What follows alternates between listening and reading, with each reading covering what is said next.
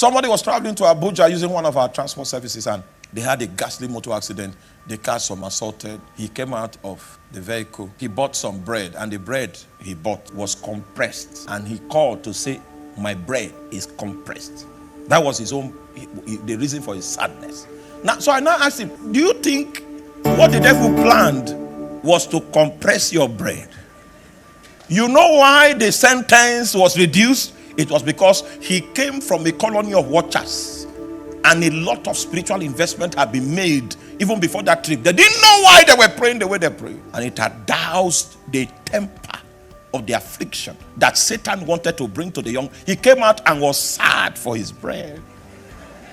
Meanwhile, in the same vehicle, we had people that broke their skull. Their journey to Abuja ended in Nasarawa in the hospital. They had to patch the skull. Some permanent marks were inflicted on people in the vehicle. He came out without a scratch. His body was the status of his bread. If Satan has an intention and you pick it and you mix it with prayer, the outcome will not be consistent with Satan's expectation. A watchman, he can prolong your life. A watchman, he can extend your days. A watchman, his activities can cripple people that have said over their dead body, you would never. If a watchman supports you, if a man comes like that, he is humbled quickly. I would like you to understand that because God has said, I want to do this, doesn't necessarily mean it will happen in your life. I'll show you a few scriptures so that you understand. Any day you come to church, like today, and maybe a prophecy goes, and you know it's you God is speaking about, a regime of warfare has already started on your life. Because Satan also heard it. It was at the riverside of John the Baptist's baptism that Jesus was declared Son of God.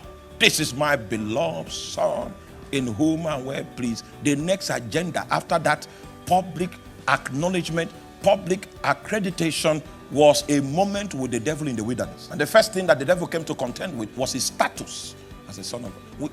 We hear you are using a title now. Every prophecy that goes forth about your life, because of your life, becomes an object of warfare. Satan will contend with it. And when Paul was speaking to his son Timothy, he told him that the prophecies that were spoken over him were utensils with which he was supposed to war a good warfare. A good warfare. The reason why it's a good warfare, because the prophetic utterances are already guided missiles that will guide you. It's a disclosure of spiritual knowledge, so you know what you are fighting for. Many times in watching and in intercession, the Holy Spirit will make an impression and your understanding is unfruitful. But yet we'll still pray, because prayer is an activity of the heart. We'll still pray. That's why we have the classified prayer language called speaking in tongues. Your understanding doesn't need to be fruitful in order for you to prosecute that more. But if the prophecies have already revealed the objects, it means you even know what you are praying about and what you are trying to facilitate. It's easier for you.